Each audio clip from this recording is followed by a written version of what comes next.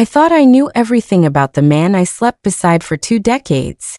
But the day my daughter opened his old phone, I saw photos of another child. A girl who looked exactly like her. That was the moment everything shattered. For 20 years, her life had followed a rhythm that felt safe, predictable, and full of quiet affection. She woke up each morning to the smell of fresh coffee, already poured into her favorite cup by the man she believed was her forever. Their home was modest but filled with warmth, framed memories on every wall, laughter echoing in the kitchen, shared routines that stitched them together day after day. Neighbors called them the perfect couple. He was attentive in all the right ways, remembering anniversaries, taking their daughter to school, texting little check-ins throughout the day. Their daughter adored him. To her, he was a hero, always present at recitals, always ready with encouragement, always smiling. Weekends were slow and full of family time, movie nights, pancakes, lazy walks through the park. There had been hard years, of course, money worries, small arguments, moments when things felt strained, but they always found their way back to each other. Or so she thought. She had no reason to question the man she had built her entire adult life with. No reason to doubt the promises he made when they were young. And yet, looking back, she would realize there were quiet silences she mistook for peace, long absences she had written off as work, and moments when his eyes looked distant even while his arms held her. But in those years, she didn't see it. She believed in him, in them, in the life they had made. It happened on an ordinary Tuesday, the kind of day that began with quiet routine and ended with everything unraveling. He came home from work late, his face unreadable, his energy hollowed out like something had already been decided. There was no fight, no explosive argument, no tearful confession. Just a strange silence as he moved through the house like a stranger, gathering clothes and placing them methodically into a worn duffel bag. She watched him, too stunned to speak, hoping this was some kind of misunderstanding, that he'd explain himself, that he'd say anything to make it make sense. But he didn't. Instead, he left behind a few vague words and a cold kind of finality in the way he closed the door. Their daughter sat on the stairs, confused and afraid, asking questions she couldn't answer.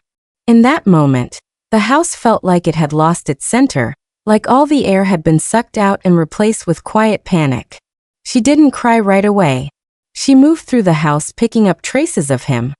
A forgotten sock under the bed, his toothbrush still by the sink, the smell of his cologne lingering on the pillow. Each small thing reminded her that he had been real, that their life together had existed, and now, without warning, it had collapsed. She kept expecting him to call, to say he'd made a mistake, to come back and explain. But the phone stayed silent, and so did he. It wasn't just that he left. It was how easily he disappeared. As if 20 years had meant nothing at all. Days turned into weeks, and the silence from him remained unbroken. She tried to stay strong for her daughter, holding herself together in the daylight and falling apart quietly at night. The house felt colder, emptier, like a shell of what it used to be. One afternoon, while cleaning out the drawer in the bedroom they used to share, her daughter found the old phone he had stopped using months before he left. It had been buried under forgotten receipts and broken chargers, untouched since he switched to a newer model. Out of idle curiosity, her daughter charged it and turned it on. What started as innocent scrolling quickly became something else, something impossible to ignore. In the photo gallery were images neither of them recognized. Unfamiliar places, unfamiliar faces, and a woman holding a baby who bore a disturbing resemblance to her own daughter at that age. As they scrolled further, the evidence multiplied. Selfies taken in a second home, smiling pictures of him with the other woman, family gatherings where he looked just as comfortable, just as present, as he had in their own home. It wasn't just a fling or a one-time betrayal. It was a life, another life, being lived in parallel to theirs. Her stomach turned as the realization sank in. Every missed call, every late return, every unexplained absence now had a face, a place, and a reason. Her daughter looked at her with wide, silent eyes, as if she too had lost something she hadn't even known was missing. The pain wasn't just from the betrayal. It was from the depth of the deception, from how seamlessly he had hidden a second family while pretending to be whole with them. The truth had been sitting just beneath the surface, waiting to be uncovered. And now that it had been, nothing would ever feel real again. She waited a few days before calling him, not because she needed time to process. There was no processing what she had seen, but because she didn't trust what she might say if she reached him too soon. When he finally answered, his voice was calm, almost indifferent, as if he had been expecting this moment to come eventually.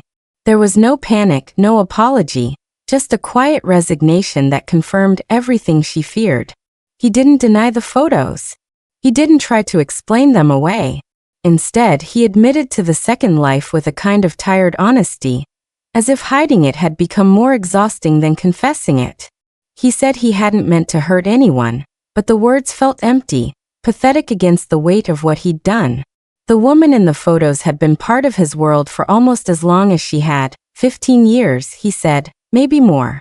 They had a child together, a daughter, just a few years younger than his first. He had divided his time between them with precision, building two versions of himself, carefully separated, never meant to collide. But they had collided, and now there was no going back. She felt sick listening to him, not just because of the betrayal, but because of how calmly he spoke, how emotionless he sounded, as if he had already grieved the end of their marriage long ago and moved on without her. There was no rage in her voice when she hung up, just a cold, final silence. She realized then that the man she thought she knew never really existed, not fully. He had been a mirage shaped by convenience and lies, a performer switching roles between two unsuspecting families. And somewhere in the middle of all of it, she had become irrelevant to him, just another part of the story he was ready to leave behind. In the days that followed, she moved through life like someone rebuilding after a storm, slowly, carefully, without certainty. She changed the locks, boxed up the last remnants of him, and cleared the photos from the walls. Every smiling image now feeling like a cruel illusion. Her daughter stopped asking about him.